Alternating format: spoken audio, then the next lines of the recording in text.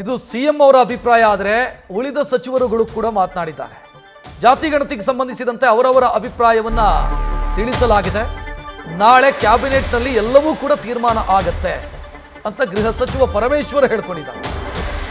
ಈ ಕಡೆ ಆಹಾರ ಸಚಿವ ಮುನಿಯಪ್ಪ ಮಾತನಾಡಿದ್ದಾರೆ. ಎಲ್ಲರಿಗೂ ಸಮಾನ ಹಕ್ಕನ್ನ ಕೊಡೋದು ನಮ್ಮ ಗುರಿ ಅಂತ ಅವರು ಹೇಳಿದ್ದಾರೆ. ಇನ್ನು ಜಮೀರ್ ಅಹಮದ್ ಖಾನ್ ಪರ ವಿರುದ್ಧದ ಚರ್ಚೆ ಆಗೋದು ಸಾಮಾನ್ಯ ಅಂತ ಹೇಳಿದರೆ ಇದು ಜಾತಿ ಗಣತಿಯಲ್ಲ, ಶೈಕ್ಷಣಿಕ, ಆರ್ಥಿಕ, ಸಾಮಾಜಿಕ ಸಮೀಕ್ಷೆ ಅಂತ ಪ್ರಿಯಾಂಕ್ ಖರ್ಗೆ ಹೇಳಿಕೊಂಡಿದ್ದಾರೆ.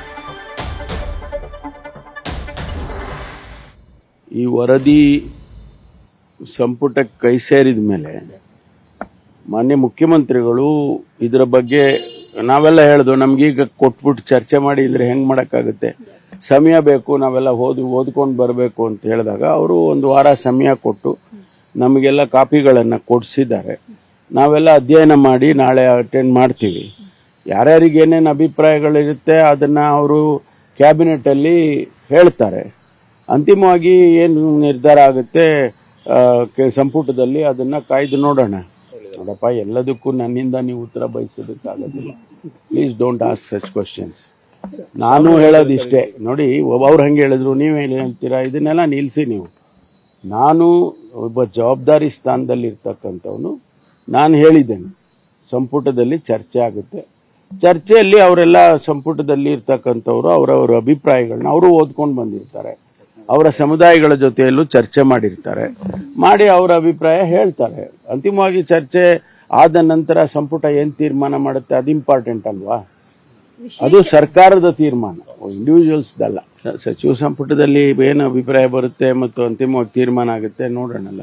ಸಂವಿಧಾನಬದ್ಧವಾಗಿ ಅದು ಹಿಂದೂ ಆಗಲಿ, ಮುಸ್ಲಿಮ್ಸ್ ಆಗಲಿ, ಕ್ರಿಶ್ಚಿಯನ್ಸ್ ಆಗಲಿ ಜನಸಂಖ್ಯೆಗೆ ಆಧಾರವಾಗಿ ಎಲ್ಲಾ ಸೌಲಭ್ಯಗಳನ್ನು ಕೊಡಬೇಕು ಅಂತ ಸಂವಿಧಾನದಲ್ಲಿ ಬಾಬಾ ಸಾಹೇಬ್ ಅಂಬೇಡ್ಕರ್ ಬರೆದಿರೋ ಸಂವಿಧಾನದಲ್ಲಿ ಅದು ಭಾರತದ ಪ್ರಜೆ, ಹಿಂದೂ ಆಗ್ಬೋದು, ಮುಸಲ್ಮಾನ್ ಆಗ್ಬೋದು, ಕ್ರೈಸ್ತರಾಗ್ಬೋದು, ಅವರೆಲ್ಲರಿಗೂ ಸಮವಾದ ಹಕ್ಕಿದೆ. ಹಕ್ಕು ಕೊಡುವಂತ ಕಾಲದಲ್ಲಿ ಅವರ ಜನಸಂಖ್ಯೆ ಆಧಾರದ ಮೇಲೆ ಕೊಡಲೇಬೇಕಾಗ್ತದೆ. ಅದು ಕಾನೂನು. ನಾಳೆ ಕ್ಯಾಬಿನೆಟ್ ಇದೆ, ನಾಳೆ ಚರ್ಚೆ ಆದ್ಮೇಲೆ ತಾನೇ ತೀರ್ಮಾನ ಆಗೋದು. ಪರ ವಿರುದ್ಧವಾಗಿ ಸಾಕಷ್ಟು ಅದು ಸಹಜ, ಅದು ಸಹಜ, ಅದು ಮಾಡೇ ಮಾಡ್ತಾರದು. ನಾಳೆ ಕ್ಯಾಬಿನೆಟ್ ಕರೆದವ್ರೆ, ಕ್ಯಾಬಿನೆಟ್ ಅಲ್ಲಿ ನಾಳೆ ಚರ್ಚೆ ಆಗ್ತದೆ. ಚರ್ಚೆ ಆದ್ಮೇಲೆ ನಾವು ಮಾತಾಡ್ತೀವಿ. ನಂಬರ್ ಒನ್ ಕೂಡ ದೊಡ್ಡ ದೊಡ್ಡ ಸಮುದಾಯಗಳ ನಾಯಕರು ಇಬ್ರು ಕೂಡ ಈಗ ಬಸ್ಸು ನಾಳೆ ಚರ್ಚೆ ಆಗ್ತದೆ. ಚರ್ಚೆ ಆದ್ಮೇಲೆ ತಾನೇ ನಾವು ಮಾತಾಡಬೇಕು. ಇನ್ನ ಚರ್ಚೆನಾಗಿಲ್ಲ, ಏನಂತ ಮಾತಾಡೋದು, ಏನ್ ತೀರ್ಮಾನ ತಗೊಂಡಿದೆ ಅಂತ ಹೇಳ್ಬೇಕು.